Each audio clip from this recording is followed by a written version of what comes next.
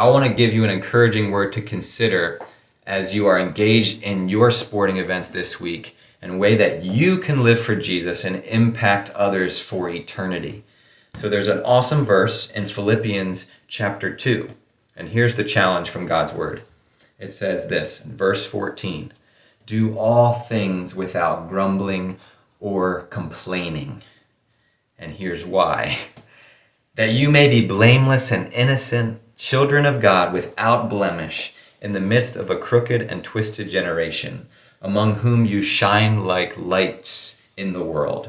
So a way that we can make an impact in our community, a way that we can help point people to Jesus, is the way that we speak to each other.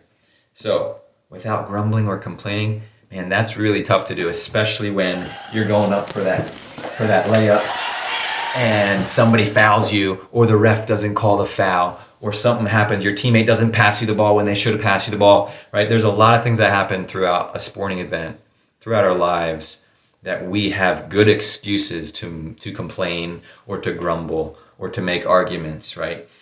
And this verse is just telling us, listen, if we take a step back and we think about when we grumble and complain, we make everything about us. And it's actually a selfish way that we can interact with people.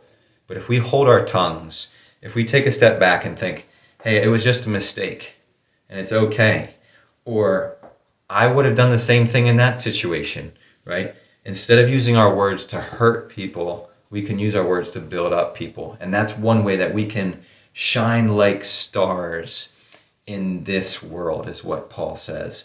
And that's an encouraging word and a challenge for all of us, that this week, when something doesn't go your way, take a step back. Instead of grumbling and complaining, use your words to build up. Don't be selfish in the way that we use our words, but think of someone else. Put others before yourself, especially on a team, a sports team. That can make a huge difference. Instead of making fun of somebody on your team, or talking back to your coach, or talking back to the referee when they make a bad call, or whenever that happens, right? We get perspective when we think, I probably couldn't have done much better.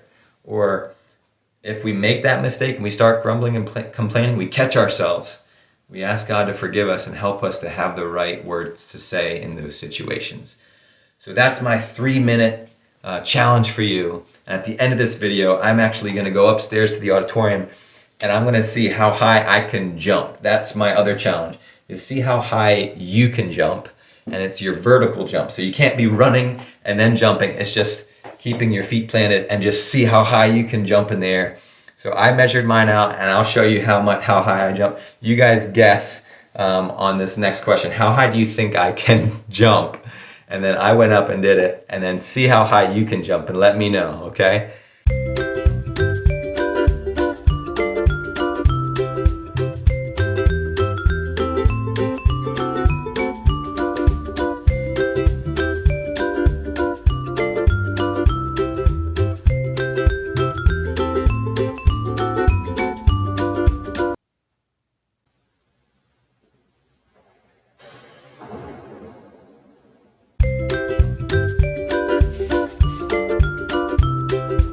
So I went upstairs, I did the vertical jump challenge, and it came out to be that measuring, if I just stand and reach as high as I can, listen, I'm only 5'7" and 3/4, but I'm proud to be that height. So I can only reach to about 7 feet 4 inches before I jump. So when I jumped, I could touch the rim on a 9 foot 8 inches. So that means my vertical jump was 2 feet 4 inches, so it's about 28 inches. A fun fact is apparently the average NBA player jumps 28 inches.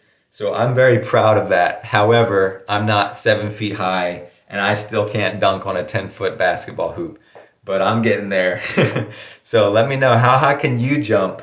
Let me know. And remember, this week, we're going to do things without grumbling or complaining and using our words to lift others up. Take care.